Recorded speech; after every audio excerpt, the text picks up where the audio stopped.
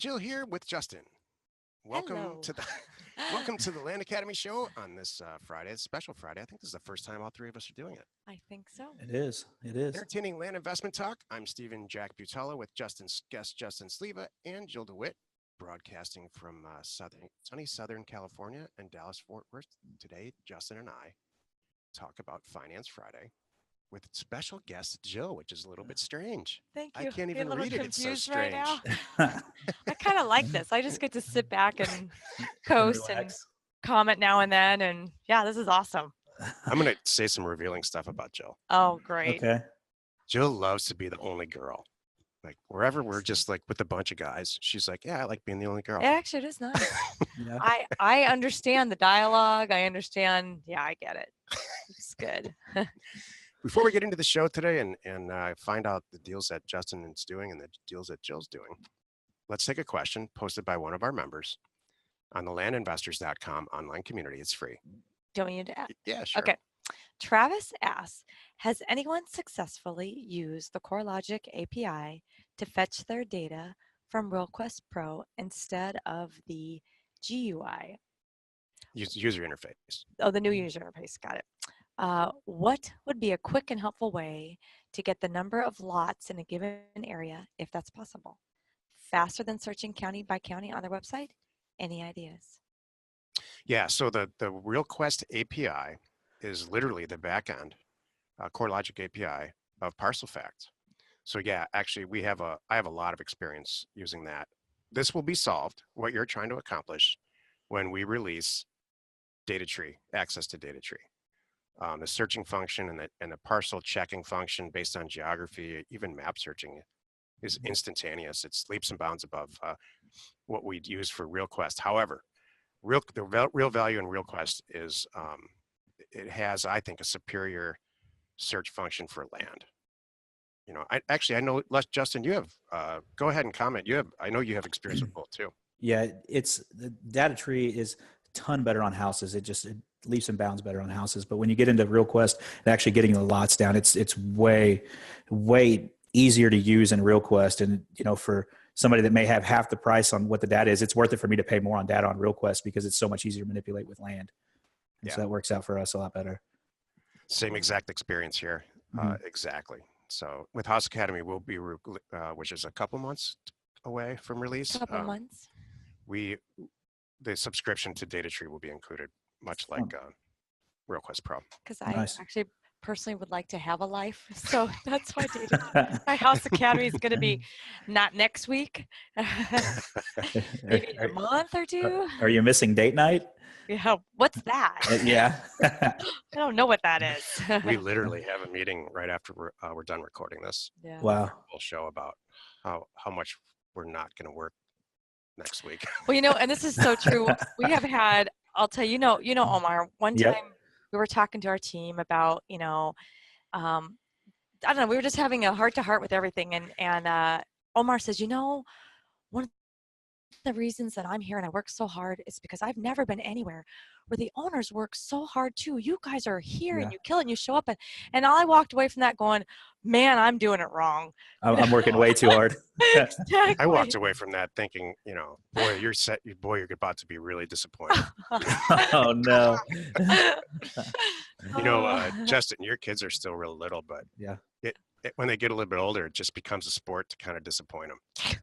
Oh, no. When they're real little, you want to entertain them and play with them and the whole thing. Yeah. You don't ever see them disappointed when they're little, but when they're teenagers, it's a blast. Yeah. Is that why number 3 was excited to go have breakfast with us? He's like, I get to actually see my parents today. Yeah. We took him out last night too. It was kind of It's the same kind of a thing. And Yeah. he never stopped talking. Yeah. He just wants to be loved. He just wants to be loved. That's all it is. Damn kids.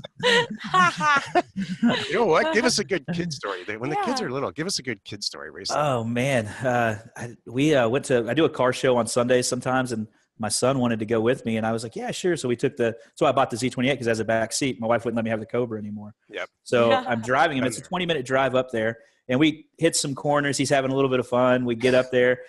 He wants a cinnamon roll, so I give him half of a big cream cheese cinnamon roll. We're eating it, and I'm talking to this old guy, and I go to this place because these old guys, they kind of mentor me on like business life and everything because they've done it all. And there's about 100 of them that show up on Sunday morning to this little bakery. And we're talking, and this guy I've known since I was 14. And my son just looks at me and goes, my stomach hurts. And I go, why? And the next thing I know, he's projectile vomiting all over me inside this bakery. And I'm like, oh, the older gentleman that I talked to, his name is Colin. He doesn't have kids. He's never had them, or he has a daughter, but she's long gone grown. And he just looked horrified seeing this projectile vomit coming on me. And so I'm taking off my jacket, taking off my shirt, cleaning everything up with it. And then he's like, what are you going to do with that stuff? And I put it in a bag from the bakery and threw it in the trunk. And I said, well, going home now. Yeah. Yeah. And I don't know if it was a mixture of the sugar and then just going kind of fast in the car. And the back seat and the Got him all shooken up. And then when we went coyote hunting, we were coming back and I let him play with his tablet on the way back. And we get back into, it was a 5.5 hour drive. So as we're pulling back up to drop the first person off, he's like, Daddy, my stomach hurts. I was like, oh, heck no. Get out of the car. Get out. The car. So he's okay now, but it kind of has to make you do a little bit different look at what you're doing and how you're doing it. So it's really funny when they're little and they throw up. It's just, they're so surprised, like what's coming out of their body, and they're shocked and they don't know if they're looking to you like, is this normal? Is it going to happen again? Did I do something wrong? It's really funny. Yeah, no, it is. It's fun. It's the entertainment in that. Jill doesn't see a lot of No, I kind of do now that they're older. Yeah. Or it's somebody else's kid. You see that. You're like, yeah, it's your turn It's now. your turn, Yeah. No, it's fun. It's fun for us. Every time we see people your age in a restaurant and their kids are all doing something bad, we just, both of us say, you know what? I'm glad it's your turn. Exactly. Yep. And then we don't go to that restaurant again. Yeah. Just kidding. We go to adult-only restaurants. We sit at the bar. We don't have That's exactly it. Yeah, it's true. We sit at a bar that only allows 21 and older people. Yeah. Yep. No, I get it. The food's substandard. I try to leave my family in the restaurant and sit at the bar too, but my wife. Yeah, exactly. I'm gonna go to the back. I'm gonna go to the restroom. I'll be right back. I'll be right back. Actually, you're at that age where you do a shot of tequila when no one's looking. That's right. Yeah. And go back to the to dinner table. with the kids. That's what I would do. A shot of Fireball, and they think it's a peppermint that you had, and you're like, That's right. Mouthwash. Yeah. So, What's this show about? yeah. Are we doing deals today? Today's topic is Finance Friday with all three of us this time. Yeah. This is the meat of the show. Yay. Man. Justin, give us a rundown. been- Jill will do the same thing of maybe, I don't know, top 3 deals you got this week. Yeah, kind of a crazy week. I will say, I will throw in, we always talk about our successes on Finance Friday. We talk about, we're killing it with these deals. And sometimes we pick a deal and we green light it and it doesn't go through close. So I had a couple of those that just had some hair pop up. I'll give some highlights on some good ones. $40,000 for a property. It's kind of a big infill lot in Roswell. And asset value is like $280,000, $300,000. So we've got it under contract. We're going to keep running with it. So it should close here pretty quick. Couple in Florida, we picked up, and it was actually from the land investors link that came through where we helped out with that. And those are good properties. Yeah, 18 and some change in closing. I think we're going to be about right under 19. And comped them about $45,000 to $48,000. So solid double. Those help investors change their life, and that's the cool thing about this. Had a few more. We had one pop up. We paid 10 for it. It has some timber on it, and when we sent it to our big timber buyer in that area, he found something wrong in the GIS, and the map overlay came back. It showed 2.34 acres versus 10 acres, and we're like, oh wow, this is not good. And we got a hold of the county, got a forester involved, got a surveyor involved. They walked it, and then our surveyor and forester's like, dude, y'all got $100,000 in timber on this property. So we're like, whoa. So, those are the deals that keep us all coming back. So we have a few timber buyers that are lining up. There's 5 foot of snow to get there. And so we can't really get across it. So that our timber guy rented a snowmobile, rode up, and he's doing a timber cruise on it. We're doing it that way. So awesome. So that's kind of a cool thing. That's the stuff that we like to see. Had a lot of movement on deals this week. Had 4 get contracts that we had partners with. So that we're partnered on. So we're seeing on sales side. Yeah. So we're seeing business pick back up. And as y'all know, we just turn everything back into the business and fund more deals. So it's a good thing for all. We have an allocated fund that Jill and I personally started. She took money, I took money out of our own stuff, out of our separate stuff, and allocated. And that's what we're using for 100% of the deals right now. And there's no sign of stopping. So that's great. Is this timber? You're the first member that I know about that is actively making this timber thing work. Yeah, it's not. Can you just summarize that on a national, maybe on a Texas level, and then on a national basis? Well, we don't do timber in Texas. Timber's kind of a false sense of security for me. Yeah. If that makes sense. So we all talk. I talk a lot about the exit. You'll hear me say, I want to know how I'm going to exit a property, whether it's going to go to a terms deal or a cash deal. Timber gives me a false sense of security that there's a commercial value attached to it too. Now, whether it is really or we actually realize that, it doesn't. But for me, from an investment standpoint, I like that. We see some special uses in that. And we like it, but you can't just blanket, hey, this area has all this great timber because it could be pulpwood and you're buying into something. And the Southeast got really saturated back in the day from dentists buying 40 acres and planting pine trees on it. And that was going to pay for their kids' college, and it never did. Mm-hmm. So you see two sides of that, but how much of it is subject to local regulation? All of it. Everybody has a different thing, and it's subject to distance to the mill.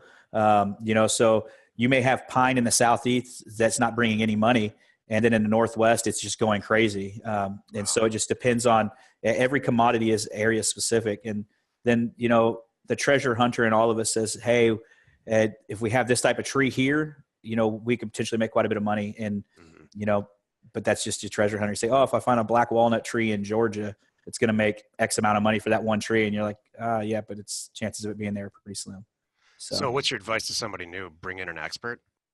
Yeah, you just build your team with experts, and they're area specific too. So it's not like, I just hire this one guy and he's going to take care of my whole business throughout the country. No, it's area specific.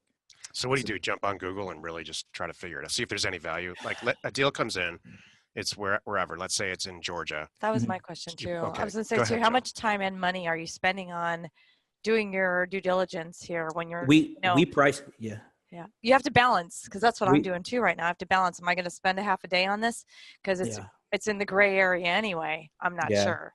We price everything for land. We do not go in as timber buyers. So that's kind of a fallacy there. We say, I like trees. That's kind of, I think it takes a picture well, so we talk about what excites us in our acquisitions. Desert does not excite me.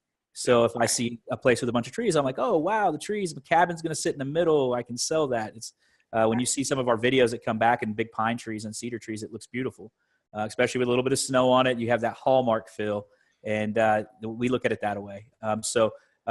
We price and buy on the land value, and then we start looking at exit strategies from there. So let me give you a couple what-if scenarios. Deal comes back from a Land Academy member. It's 20 acres in north central Michigan. Okay. It's packed with trees. What do you do? So you like the deal just on the deal. So what we do is we'll go parcel fact, check access. Access from parcel fact, we move over to Lands of America and Realtor and pull it up on the map, get down to the parcel level, see what it looks like on the map outline, and start pulling back to see what comps do on the land value for what the market's dictating. It's exactly what I do so far. Yep. Exactly.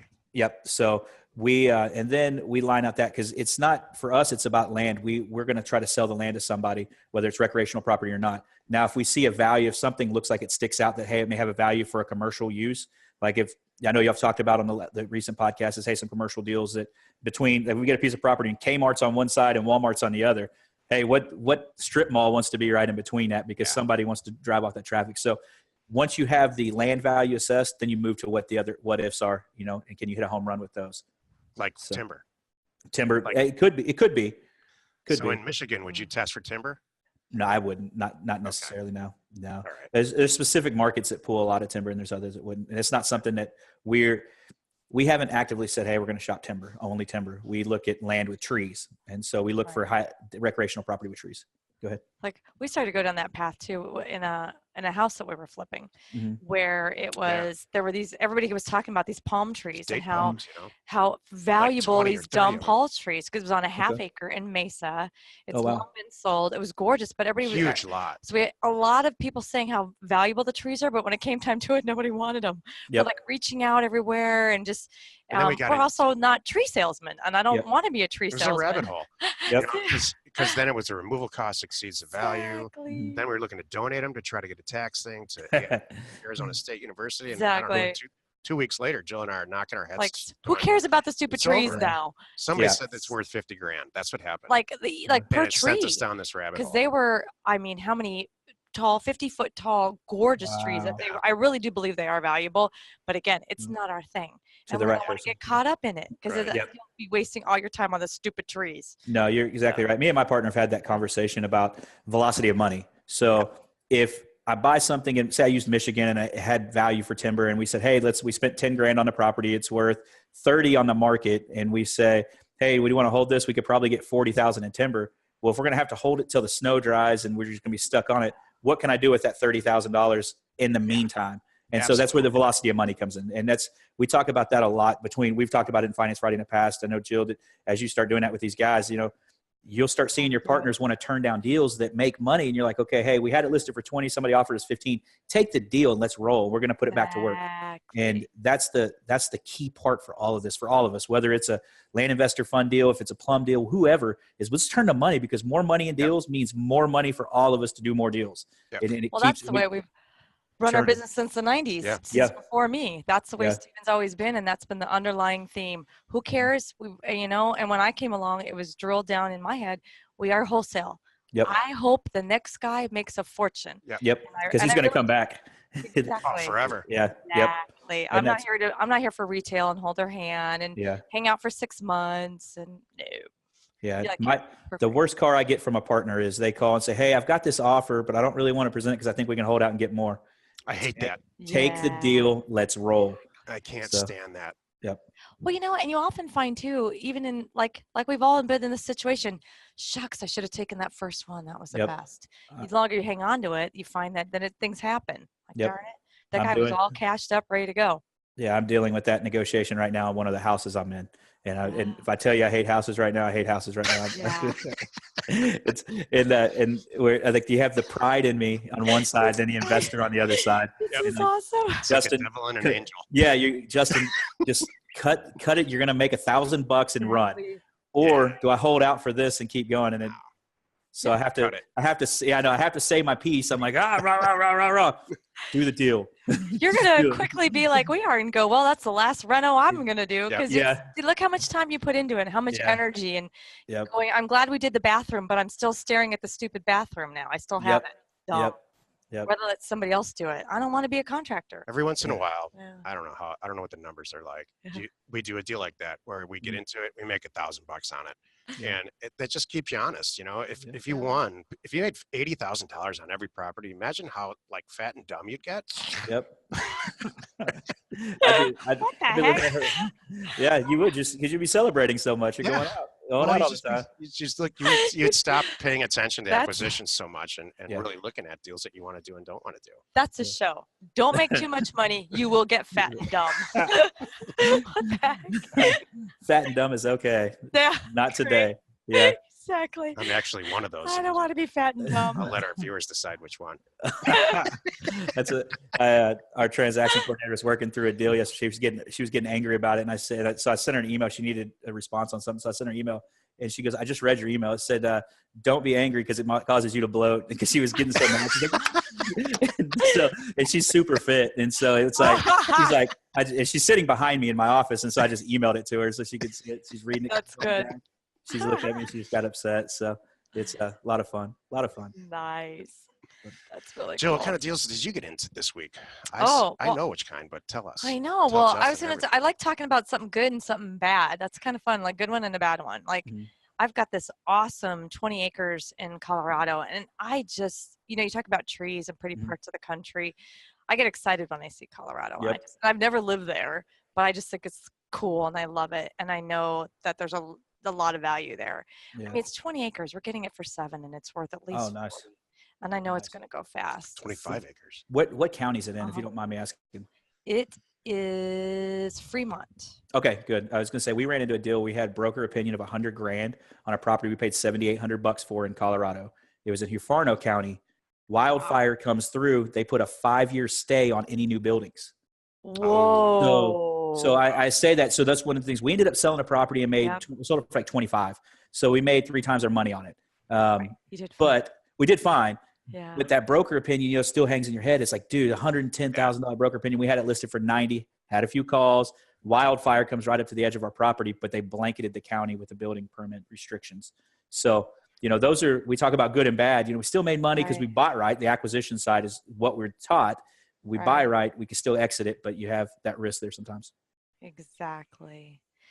Now's a good time to bring this up. We are in the process of aligning ourselves with a company called Land Advisors, Yeah. which is the largest I was commercial real estate, Mhm. national commercial real estate broker. Mhm. Oh, were you going to I was going to talk about it, but Oh, that's Jill, go fine. ahead. Go No, ahead. no, no, no, I'm no, no. sorry. You're doing it perfect. No, This is you're great. writing stuff down. No, it's all good. So go So ahead. Yeah. we're trying to get some kind of special relationship, not so much a reduction in the commission, Mhm. but these guys have proven themselves since the 70s. Yeah. So we're getting a lot of commercial real estate. We're finding, I don't know about you, Justin, but we're finding ourselves greenlighting more and more really valuable commercial real estate. And I would like to, as a service, be able to bring a guy in on a national. They're from Scottsdale, or literally in the same building that we used to be in there, Mhm. and bring a guy in and assess this thing before we do the deal and say, yeah, oh yeah, we can sell this for X, Y, Z, and here's the Yeah. amount of time it's going to take for 10%. Yep. Like during the acquisition process, Yeah.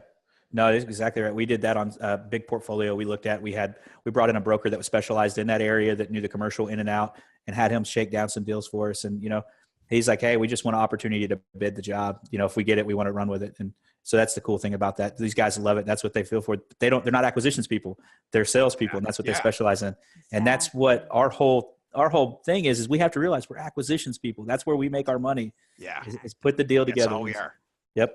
And once we can all remember that and not worry about the feel good stuff on the sell side, Right. remember your acquisition. That's where you grind a deal out. Then we all are more successful. That's it. I think for new investors, once you get rolling, you see that. Who cares when it sells? You don't get excited all like, oh, that one sold. Oh, good. Yeah. Okay. I knew it. I knew that. I knew Yeah. that was going to go. I really don't care. I knew it when I bought it. Yep. That's 2 the best points. part. 2 Yeah. points in every deal for me that are feel great points. Right when the deal comes in, Mhm. and you look at it and you're like, oh my gosh, this is awesome. You get totally high off. I get high off of that. And when you get the check at the bitter end, everything in between is just paper shuffling and a bunch of stuff and talking. See, I'm with you on the front part. I'm like super stoked, and I'm like, oh yeah, that was the shot's kicking in now. Yeah. The bank side, I'm like, now I got to go do something with that money. Yeah. I got to go put it back to work. And so I'm like, oh, it means more work. Let's go. It's So good. it's fun. At the moment, it's just our money. So Yep. what I look at is our asset value. So right now we'll ship out, I don't know, these numbers are close to 200,000, and what'll come back is about 800,000 when it's all said and done. And let's just say that takes 6 months. It's very conservative. I think it'll be a lot faster than that. There's always one lingering problem, always. Yep. But if the vast majority of them just blow through, I mean, that's a hell of a return in a short amount of time. And, we've got, the members are making as much money as we are too. So, Right. that 600,000, they're making that margin too. Mhm. Yeah, we've opened that back up for them with the service that both of us provide. It's great to see that now that where they were stuck on this $500, $1,000 property to make $2,000 or $3,000, they could step up and say, hey, I'm going to spend $7,000 and make 40 back. So that person now has the possibility to make 20 grand. And he didn't have that before. She didn't have that before. And so we gave away a piece of property on our last week on our show. And the lady, I said, hey, I'll let you have a piece of property. I'll give you $500 to work on your land, deal your business with, or you can just have the 500 cash. And she says, I want the property. Then she calls me back, says, can I take the cash and you help us invest it on land? I was like, well, she's read y'all's ebook. She's listened to y'all's podcast. So I'm sure she's going to hear this. And we said, well, let's show, we'll have a check-in with you and we'll do it. And so we're going to take her from this $500 onto what we can see we can grow her business into. And so it's a cool thing for us. Mom, married, 4 kids, is a school teacher. Going to prove that anybody can really do this. That's great. So that's awesome. I love when the underdog / unlikely person just pops up and just starts killing it. Oh yeah, it's awesome. It was in their soul forever. It just needed to come out. Yep, you unlock that beast in them. That's great. That's great. Exactly. So, do you have another property, Jill, or you want to wait till the next I'll Friday? do it next week. I've got some more to share. Well, you've done it again. You spent another 30 minutes or so listening to the Land Academy show. Join us next time where we discuss another interesting episode and we answer your questions online where they're posted on the Land Academy forum, landinvestors.com. It's free. You are not alone in your real estate ambition. Thanks for the save there. Well, I'm not used to this. I'm not used to you saying. I'm like, you're on my. That's my part of the script. I'm all confused. Too. I know. I'm like, why are you? That's my part. Hold on. Justin, plug your company. We got Plum Investment Group, Casual Fridays REI podcast is Monday, Wednesday, Friday, and Land Mule. You see us out there trying to sell land. Cool. And get your deals funded at landinvestors.com. See you soon, Justin. Thanks. Thanks.